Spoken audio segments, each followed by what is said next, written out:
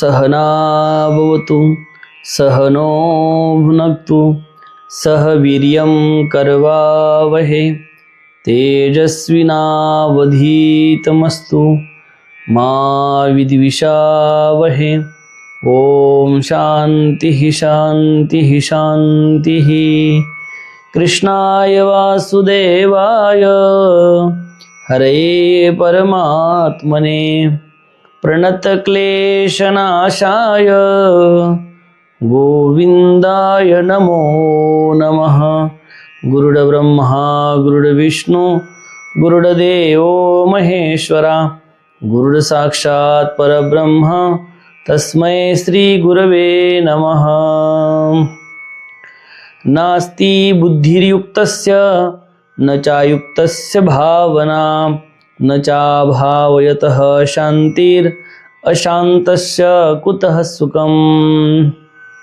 भगवंताच्या असीम कृपेने, विश्वमाऊली ज्ञानोबरायाच्या असीम कृपेने, सकल संतांच्या आशीर्वादाने, सद्गुरुदेवाच्या आशीर्वादाने चालत असलेल्या या नित्य ज्ञानेश्वरी चिंतनामध्ये आज आपण चिंतनासाठी निवडलेला श्लोक हा ज्ञानेश्वरीतील द्वितीय अध्यायातील 66 क्रमांकाच्या श्लोकापासून आपण प्रारंभ करत आहोत। आणि या ठिकाणी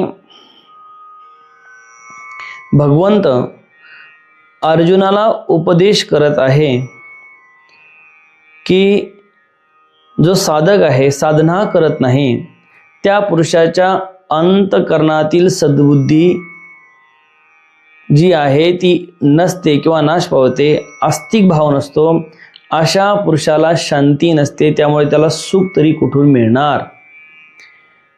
किंवा जो भगवंताशी एकरूप नाही असा जो पुरुष आहे त्यांच्या मनामध्ये जी शांती आहे ती शांती प्रगट होऊ शकत नाही आणि अशा अशांताला कुठून सुखाची प्राप्ती होणार। तर भगवंत अर्जुनाला उपदेश करत असताना सांगतात, हे अर्जुना, ज्यांचे मन इंद्रिय संयमित नाही म्हणजे अयुक्तस्य, आणि ज्यांची बुद्धी जी सदैव विषयामध्ये रममाण झालेली आहे, तसेच जी कर्तव्य पारायण नसतात, जी निष्कामी नसतात, निष्काम भाव ज्यांच्या अंतःकरणात नसतो, अशांना शांती मिळत नाही आणि अशा शांतीरहित पुरुषाला कुठून सुखाची प्राप्ती होणार। आता या ठिकाणी सर्वप्रथम भगवंत अर्जुनाला सांगतात की ज्यांचे मन इंद्रिय संयमित नाही। आता संयम जो आहे तो संयम हा साधकाच्या अंतःकरणामध्ये असला पाहिजे। परमार्थ करा की संसार करा, प्रत्येकाच्या अंतःकरणामध्ये संयम असला पाहिजे। आणि म्हणून सर्वप्रथम जो इंद्रियाचा संयम आहे, मनाचा संयम आहे,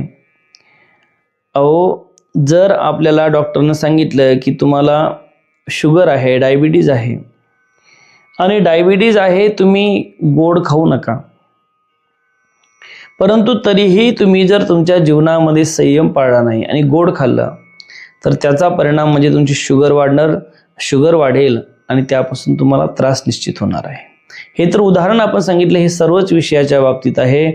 शब्द, स्पर्श, रूप, रस, गंध आदी जे काही विषय आहे त्या प्रत्येक विषयाच्या बाबतीत हे सांगता येईल। म्हणून साधकाच्या अंतःकरणामध्ये काय असला पाहिजे, मन आणि इंद्रियावर संयम असला पाहिजे। सर्वप्रथम मनावर संयम असला पाहिजे, कारण मनाचा स्वभाव कसा आहे, मन चंचल आहे। पुढे चिंतनामध्ये विषय येईल, चंचलम ही मन कृष्ण प्रमाथी बलवदृढम, की मन चंचली आहे, प्रमाथी पण आहे। म्हणून अशा मनापासून काय पाहिजे, आपण सावध राहिलं पाहिजे, संयमित राहिलं पाहिजे। आणि जर संयम जर नसेल तर मग विवेक नसतो, आणि विवेक नसेल तर मग जी काही बुद्धी आहे ती बुद्धी स्थिर होऊ शकत नाही, आणि बुद्धी जर स्थिर झाली नाही तर मग त्या ठिकाणी शांतीची प्राप्ती होणे शक्य नाही। या ठिकाणी नास्ती बुद्धिर्युक्तस्य, म्हणजे ज्यांचे मन इंद्रिय संयमित नाही अशा अयुक्त म्हणजे असंयमी पुरुषाचे मला केवळ परमात्मा प्राप्ती करवायची आहे अशी एक निश्चयात्मक बुद्धी नसते. जो पुरुष ज्यांची बुद्धी स्थिर नाही तो घडीत म्हणतो की मला हे करायचं, घडीत म्हणतो मला ते करायचं, मी हे करू का ते करू. अनेक असे साधक मी पाहिले आहे की ज्यांच्या जीवनामध्ये अशी चंचलता निर्माण होते आणि शेवटी साधक आहे त्यांच्या जीवनामध्ये पडझड पडझड पडझड, साधनेची कम जास्तता, उतार चढ हा साधकाच्या जीवनामध्ये घडतच असतो. जे साधना करतात त्यांना या सगळ्या गोष्टी माहिती आहे. जे साधना करत नाही, ज्यांचा साधनेशी येत किंचितही संबंध नाही, त्यांना ह्या गोष्टी माहिती नाही. परंतु जे साधक आहे ज्यांची बुद्धी स्थिर नाही की त्यांना केवळ परमात्म्यालाच आपण प्राप्त करून घ्यावं अशा पद्धतीने ज्यांची बुद्धी स्थिर नाही आणि असंयमित जे आहे, जे एका ठिकाणी चित्तवृत्ती ठेवणारे नाही, असे जे काही साधक आहे ते असंयमी पुरुष ज्यांची बुद्धी निश्चयात्मक झालेली नाही. कारण जोपर्यंत बुद्धी निश्चयात्मक होत नाही तोपर्यंत खऱ्या अर्थानं आत्मज्ञानाची प्राप्ती सुद्धा होत नाही. कारण पुढे म्हटलं आहे माऊलीनेच की बुद्धी निश्चयात्मक बुद्धी निश्चय आत्मज्ञान ब्रह्मरूपी व्हावी आपण ब्रह्मनिष्ठा राखे तत्परायण अहर्निशी. बुद्धीचा निश्चय झाला पाहिजे. जोपर्यंत बुद्धीचा निश्चय होत नाही तोपर्यंत खऱ्या अर्थानं बुद्धी परमात्म्याच्या चरणाजवळ स्थिर होणार नाही, आत्मस्वरूप होणार नाही. आणि जोपर्यंत आत्मस्वरूप होणार नाही तोपर्यंत खऱ्या अर्थानं तुम्हाला शांती प्राप्त होणार नाही. म्हणून जे काही बुद्धी आहे ती निश्चयात्मक झाली पाहिजे, बुद्धीचा निश्चय झाला पाहिजे. आणि निश्चय झाल्यानंतर मग मात्र तुम्हाला त्याच्यापासून सुख आणि समाधान मिळल्याशिवाय राहणार नाही. पुन्हा सांगतात की मन इंद्रिय संयमित जर नसेल तर मग जे काही उत्पत्ती विनाशील जे काही भोग आहे त्याच्याविषयी माणसाची आसक्ती वाढत जाईल. मन आणि इंद्रिय जर संयमित नसेल तर बाह्य गोष्टीपासून मनुष्य सुख मिळवण्याचा प्रयत्न करतो. बाह्य ज्या गोष्टी ज्या नाश पावणाऱ्या आहे, ज्या नाशवान आहेत, ज्या विनाशशील आहे, ज्यांची उत्पत्ती होते, कारण ज्या गोष्टीची उत्पत्ती होते त्या सगळ्या एक दिवस नाश पावतात. म्हणतात यत कृतकम तद अनित्यम, जे काही कर्मापासून निर्माण होतं ते सगळं अनित्य आहे. यत द्रष्टम तद नष्टम, जे काही दिसणार आहे ते सगळं नाश पावणार आहे. यद अध्यस्तम तद अनित्यम, जे काही अध्यस्त आहे, जे अधिष्ठानावर भासत आहे ते सगळं एक दिवस नाश पावणार आहे. म्हणून हे सगळे जर एक दिवस नाश पावणार आहे तरी सुद्धा आपण त्याच्याविषयी आसक्ती धरतो, त्याच्याविषयी आपण काय करतो, त्याच्यामध्ये आपण मोहित होतो. आणि त्याच्यामध्ये मोहित होऊन आपण काय करतो, त्याच्यामध्ये आसक्त होऊन बसतो. म्हणून विनाशील जे सांसारिक भोग आहे त्याच्यामध्ये आपण मग्न हो. मग आपल्याला गाडी घोडी असेल, मान सन्मान ह्या सगळ्या गोष्टी असेल, मान असेल, सन्मान असेल, गाडी असेल, घोडी असेल, ह्या सगळ्या ज्या गोष्टीचा जर आपण विचार केला तर आपल्या एक लक्षात येईल की ह्या सगळ्या गोष्टी ह्या विनाशशील आहेत. सगळ्या गोष्टी विनाशशील. आज तुम्हाला 4 लोक मानणारे उद्या ते मानतीलच असं नाही. आज जे तुम्हाला मानणारे होते ते उद्या मानतीलच असं नाही. म्हणून हे काय सगळं हे बदलत राहतं. आज तुम्ही ज्या गोष्टीचा उपभोग घेत आहे, जे तुम्हाला ज्याच्यापासून असं वाटतं की सुख मिळतं आहे, ती गोष्ट उद्या तुम्हाला पुन्हा प्राप्त होईलच असं नाही. कारण ह्या सगळ्या गोष्टी आहेत त्या नश्वर आहे, नाश पावणाऱ्या आहे, एक दिवस संपणारे आहे. म्हणून अशा गोष्टीमध्ये जर मग्न झालं, त्याच्यामध्ये आपण आसक्त झालो, त्याच्यामध्ये जर आपण गुंतून राहिलो तर मग मात्र आपल्याला जी काही आपली कामना आहे त्या कामनेमध्ये आपण आसक्त राहिलो तर मग आपली बुद्धी जी आहे ती बुद्धी मात्र निश्चयात्मक होणार नाही. सांसारिक वस्तूपासून सुख मिळवण्याचा आपण जो केविलवाना प्रयत्न करत राहू त्या प्रयत्नामुळे आपली जी काही बुद्धी परमात्म्याच्या ठिकाणी स्थिर व्हायला पाहिजे तर त्या ठिकाणी आपली बुद्धी स्थिर होणार नाही. आणि बुद्धी स्थिर न झाल्यामुळे, त्या ठिकाणी बुद्धी कॉन्सन्ट्रेट न झाल्यामुळे की माणसाचं परमात्म्याच्या ठिकाणी काय मन लागणार नाही, बुद्धी लागणार नाही आणि ती विषयाच्या ठिकाणी जास्त प्रमाणात लागेल. पुढे सांगताना चायुक्तस्य भावना, ज्यांची बुद्धी निश्चयात्मक नसते, मला तर केवळ आपल्या कर्तव्याचे पालन करायचे आहे आणि फलाची इच्छा, कामना, आसक्ती इत्यादीचा त्याग करायचा आहे अशी भावना होत नाही. अशी भावना न होण्यास आपले ध्येय निश्चित न होणे हेच कारण आहे. अरे, ज्यांची बुद्धी निश्चयात्मक नसते तो काय, तो तर त्यांच्या इच्छा, कामना, आसक्ती इत्यादीचा त्याग करायचा आहे हे त्याच्या मनात कधी येतच नाही. आपल्या इच्छा असतील, आकांक्षा असतील, याचा त्याग करायचा आहे ह्या गोष्टी त्याच्या अंतःकरणामध्ये कधी येत नाही. उलट तो काय करत राहतो, त्याच्यामध्ये आसक्त होतो आणि मग त्यामुळे काय होतं की त्याचं जे ध्येय आहे, त्याचं जे गोल आहे ते गोल त्याला प्राप्त होत नाही, ध्येय प्राप्त होत नाही आणि तो ध्येयापर्यंत पोहोचू शकत नाही. परमार्थही करायला गेला तर परमार्थामध्ये त्याची द्विधा स्थिती होती. हे करू का ते करू, ते करू का हे करू, हे करू का ते करू, आणि हे करू का ते करू, ते करू का हे करू, याच्यामध्येच तो काय होऊन जातो, गुरफटून जातो. न चाभवयतः शांतीही न, की या ठिकाणी पुन्हा सांगतात की जसं जे आपले कर्तव्याचे परायण नसतात, मग त्याच्यामध्ये सगळेच धरा, शिक्षक असेल, त्याच्यानंतर ब्राह्मण असेल, क्षत्रिय असेल, वैश्य असेल, शूद्र असेल, जे कोणी असेल, ज्यांना जे जे कर्तव्य मिळालेलं आहे, ज्यांना जे कर्तव्य प्राप्त झालेलं आहे, असे जे कर्तव्य त्यांना जे मिळालेले कर्तव्य आहे त्या कर्तव्यामध्ये जर ते तत्पर नसतील किंवा ते त्यांचं कर्तव्य जर व्यवस्थितपणे पालन करत नसतील तर त्यांना सुद्धा अशांती निर्माण होते. अशांतस्य कुतः सुखम, आणि मग अशा अशांत व्यक्तीला कुठून सुखाची प्राप्ती होणार. आता या ठिकाणी अर्जुन जो आहे तो अर्जुन क्षत्रिय आहे आणि अर्जुन क्षत्रिय असल्यामुळे भगवंताने अर्जुनाला आपला स्वधर्म काय आहे याचं ज्ञान करून दिलं. भगवंताने अर्जुनाला सांगितलं की तुझा स्वधर्म हा क्षत्रिय असल्यामुळे युद्ध करणं आहे, परंतु तू युद्ध करत नाही, याचा अर्थ तू तुझा स्वधर्म सोडत आहे आणि तू तुझा स्वधर्म सोडत असल्यामुळे तुला खऱ्या अर्थानं स्वधर्म सोडल्यामुळे तुला खऱ्या अर्थानं सुख आणि शांती प्राप्ती होणार नाही. आणि जो ज्याच्या त्या तत्वापासून जर दूर गेला तर त्याच्यापासून त्याला समाधान मिळणार नाही. अरे, एखादा अधिकारी असेल आणि अधिकारीनं जनतेचं काम करायचं असतं आणि तो जनतेचं काम करत नसेल किंवा जनतेचं काम करण्याच्या मोबदल्यात जर पैसा घेत असेल तर मग अशा पुरुषाला त्याच्या जीवनामध्ये शांती मिळू शकत नाही. 2 नंबरने कमवलेला पैसा जो आहे त्या पैशापासून तुम्ही पाहता आजपर्यंत कोणालाही शांती मिळू शकली नाही. म्हणून कर्तव्य पालनामध्ये जो कमी आहे किंवा जो कर्तव्य पालन करत नाही, जो त्याचा स्वधर्म पालन करत नाही, अशा पुरुषाला सुखाची प्राप्ती होणे शक्य नाही. आता या ठिकाणी माऊली काय सांगतात ते बघू. हे युक्तीची या कडसनी नाही जयाच्या अंतकरणी, तो आकाळला जाण गुणी विषयाधिकी.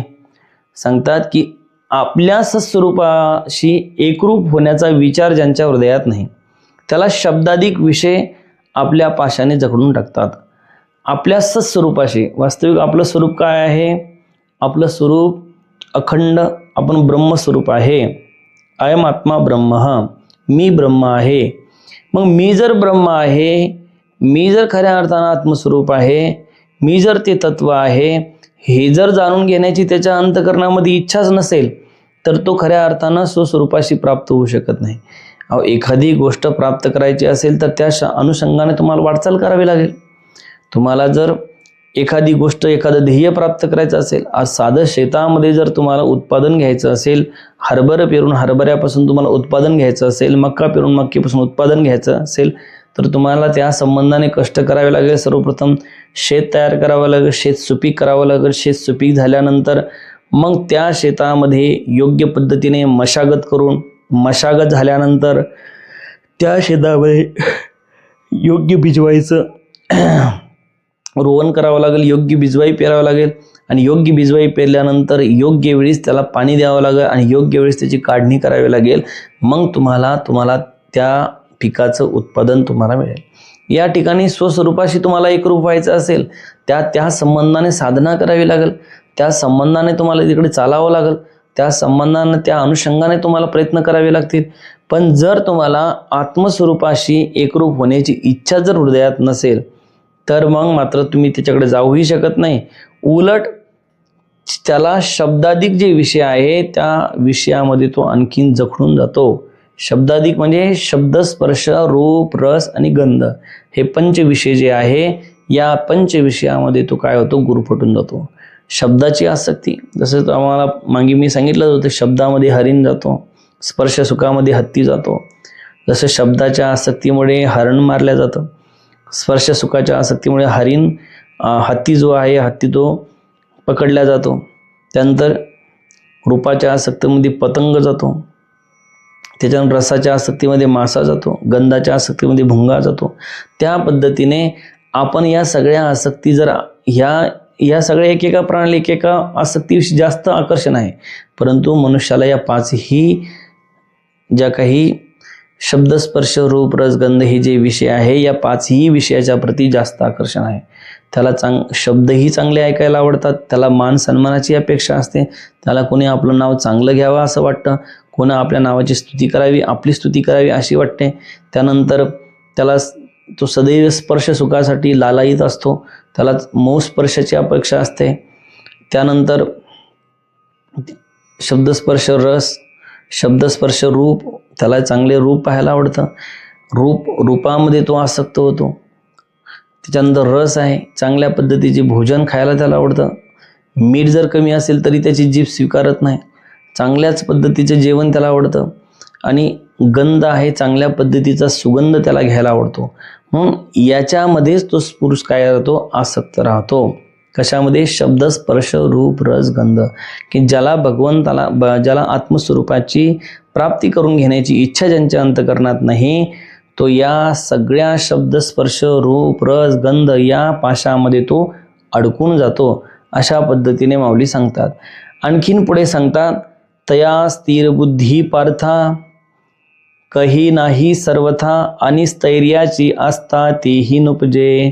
हे अर्जुना, स्थिरतेची इच्छा ज्याच्या मनात कधी उत्पन्न होत नाही, त्यांची बुद्धी कधी स्थिर नसते. अरे,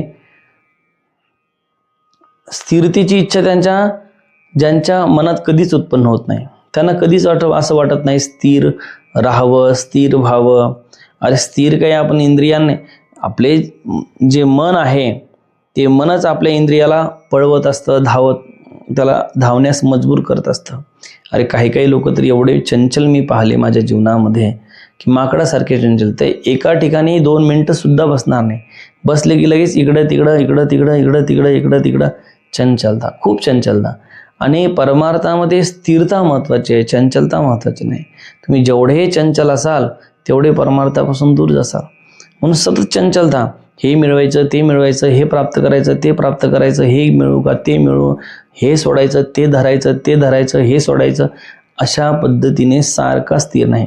घडीत काय करू, घडीत जप करू का कर्म करू का साधना करू का काय करू, सतत तो विचार बदलत राहतो. जप करायला बसले त्याला असं वाटतं वाचन करावं, वाचन करायला बसले वाटते जप करावं, जप करायला बसले की आणखीन वाटते की आपण काही कर्म करावं, काही कर्म करायला लागलं की आणखी म्हणतो यात बोर झालं, आणखीन दुसरं काहीतरी करत राहावं. ही साधकाची गोष्ट सांगतोय, की म्हणजे साधकाच्या ठिकाणी सुद्धा ही अशा पद्धतीची चंचलता येत राहते, म्हणजे स्थिर बुद्धी नसते. जोपर्यंत तो सिद्ध अवस्थेपर्यंत जात नाही तोपर्यंत एकदम स्थिर बुद्धी तो होणार नाही. परंतु तरीही सुद्धा तया स्थिर बुद्धी पारता काही नाही सर्वथा, आणि स्थैर्याची असता तीही नोपजे. अरे एखाद्या वेळेस नसेल तुमच्याकडे स्थिर बुद्धी, परंतु आपण स्थिर व्हावं ही सुद्धा इच्छा अंतःकरणात असायला पाहिजे, पण तीही इच्छा नाही, त्यांची बुद्धी कधी स्थिर होत नसते. मग अशा पुरुषाची बुद्धी कधीही स्थिर होत नसते. ज्याने बुद्धीला कधी स्थिर करण्याचा प्रयत्नच केला नाही, तर अशा पुरुषाची बुद्धी स्थिर होत नाही. आणि बुद्धी जोपर्यंत स्थिर होत नाही तोपर्यंत ती परमात्म्याच्या ठिकाणी लागत नाही. जोपर्यंत तुमची बुद्धी तुम्ही त्या परमात्म्या स्वरूपाच्या ठिकाणी लावत नाही तोपर्यंत खऱ्या अर्थानं तुम्हाला त्याचा लाभही मिळत नाही, त्या परमात्म्याची प्राप्तीही होत नाही. पुन्हा माऊली सांगतात, निश्चळत्वाची भावना जरी नव्हेची देखे मना, तरी शांती किवी अर्जुना आपू होय. आणि म्हणून अरे ज्या स्थिरपणाचा थोडा देखील भाव ज्यांच्या हृदयात निर्माण होत नाही त्याला शांती कशी बरे लावेल. ज्याच्या अंतःकरणामध्ये स्थैर्याचा, थोडाही भाव त्याच्या अंतःकरणात निर्माण होत नाही. ज्याला आपण स्थिर व्हावं, आपण एका ठिकाणी स्थिर व्हावं अशा पद्धतीचे जी काही इच्छा सुद्धा त्यांच्या अंतःकरणात नसते, अशा पुरुषाला शांती मिळू शकेल का? प्रश्नार्थ विचारला. शांती कशी बरं मिळेल? मिळू शकत नाही याचा अर्थ त्या अशा पुरुषाला शांतीची प्राप्ती होऊ शकत नाही.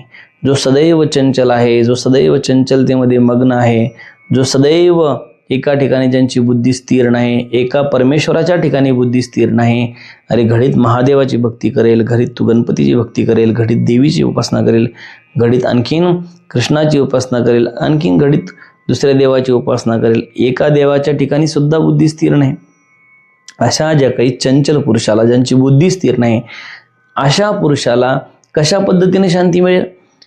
अरे एक उदाहरण असं सांगितलं जातं की एक व्यक्ती असतात. आता हे उदाहरण आहे, उदाहरण म्हणून घ्या तुम्ही. तर दोन व्यक्ती असतात तर दोन व्यक्ती नावेने प्रवास करत असतात. एक मुसलमान असतो, एक हिंदू असतो. तर दोघंही नावेने प्रवास करत असतात.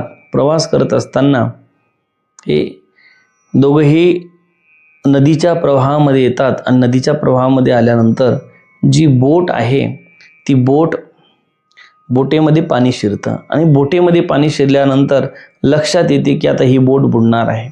त्यावेळेस जो हिंदू असतो तो हिंदू लगेच ओम नमः शिवाय, ओम नमः शिवाय, ओम नमः शिवाय, ओम नमः शिवाय, ओम नमः शिवाय, ओम नमः शिवाय, ओम नमः शिवाय जप सुरू करतो.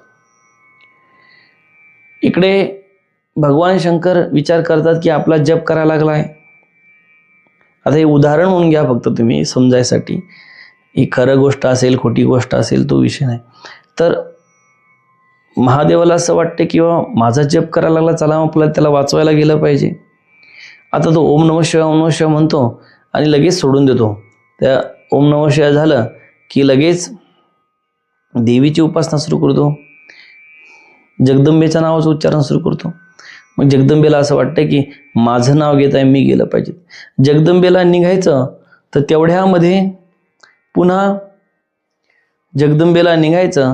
तेवढ्यामध्ये पुन्हा काय होतं की हा पुन्हा जगदंबेचं नाव सोडून देतो आणि पुन्हा कृष्णाचं नाव घ्यायला सुरू करतो. कृष्णाला निघायचं, कृष्ण विचार करतो चला आपण याला वाचवलं पाहिजे. तेवढ्यामध्ये तो गणपतीचं नाव घ्यायला सुरुवात करतो. म्हणजे बुद्धी एवढी चंचल होऊन जाते की नेमकं काय करावं हे सुद्धा त्याला सुचत नाही, काय केलं पाहिजे काय नाही. आणि मग अशा एका देवाचं नाव घेतो पण कोणताच देव त्या ठिकाणी येत नाही. आणि इकडे त्याच्यासोबत जो यौवन असतो, जो मुसलमान असतो, तो मात्र एकाच अल्लाह अल्लाह अल्लाह अल्लाह हे अल्लाह हे अल्लाह हे अल्लाह हे अल्लाह करतो. तर अल्लाह येतो बी आणि त्याला वाचवतो बी आणि त्याला त्यातून बाहेर पण काढतो. आता हे उदाहरण म्हणून जरी आपण घेतलं तरी आपल्या एक लक्षात येईल की या ठिकाणी जो काही अनेक देवाचं नाव घेणारा आहे त्याची बुद्धी अस्थिर आहे, चंचल आहे, एका ठिकाणी स्थिर नाही.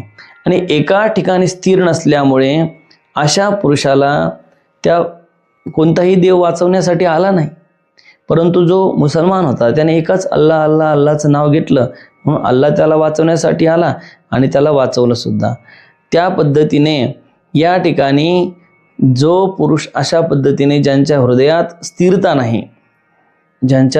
स्थिरता नाही असा जो पुरुष आहे, अशा पुरुषाला कधीही शांती प्राप्त होऊ शकत नाही.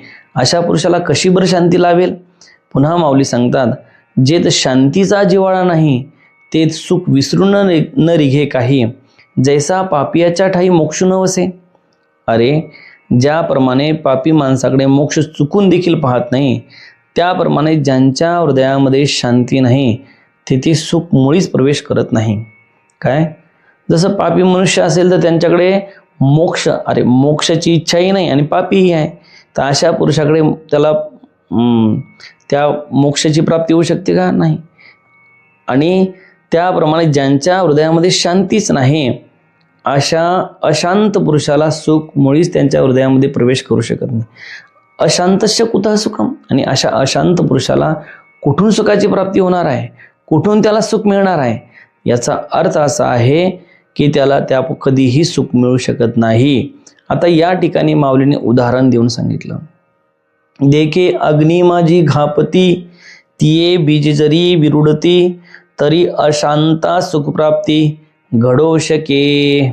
उदाहरण देऊन सांगतात माऊली या ठिकाणी की ज्याप्रमाणे की विस्तावावर घातलेली किंवा भाजलेली बी जर उगवली तरच हृदयात शांती नसलेल्या मनुष्याला सुखाची प्राप्ती होऊ शकेल.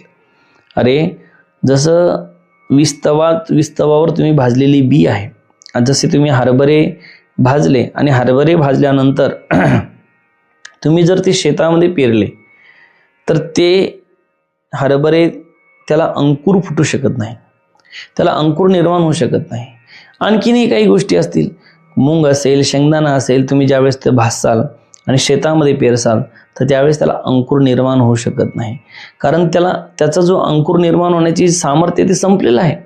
त्या पद्धतीने जो अशांत पुरुष आहे, अशा अशांत पुरुषाला कदापि सुखाची प्राप्ती होऊ शकत नाही असे माऊली सांगतात.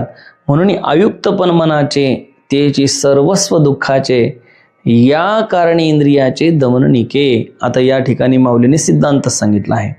काय सिद्धांत सांगितला आहे की बाबा म्हणून आयुक्तपण मनाचे तेची सर्वस्व दुःखाचे,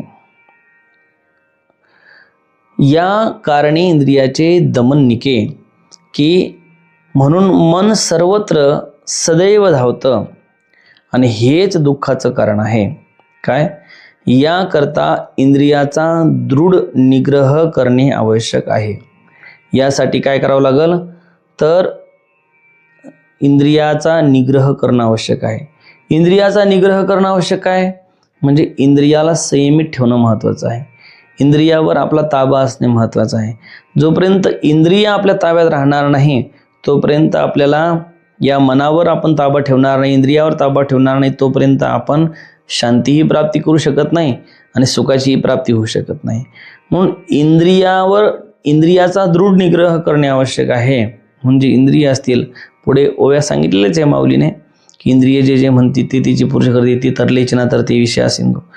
ते उद्याच्या चिंतनामध्ये आपण पाहणारच आहोत.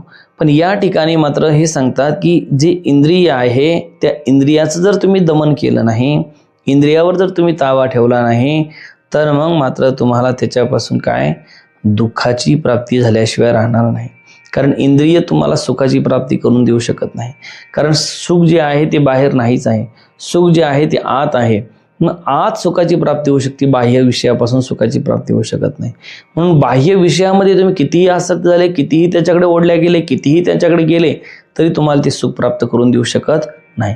मग सुखाची प्राप्ती जर तुम्हाला करून घ्यायची असेल तर काय करावं लागेल, सर्वप्रथम इंद्रियावर ताबा मिळवावा लागेल, इंद्रियावर जय मिळवावं लागेल. आणि ज्यावेळेस तुम्ही इंद्रियावर संयम ठेवसाल, इंद्रियाचा ताबा मिळवसाल, त्यावेळेस मग मात्र मागे उदाहरण देऊन सांगितलं होतं ज्याप्रमाणे कासव हे आपले अवयव हे आत ओढून घेत असतो, त्या पद्धतीने स्थित प्रज्ञ पुरुष जो आहे तो आपली इंद्रिय ताब्यात ठेवतो. म्हणून अशा स्थित प्रज्ञ पुरुषाला काय शांती प्राप्त होते, सुख प्राप्त होते. आता मला शांती आणि सुख का प्राप्त होत नाही?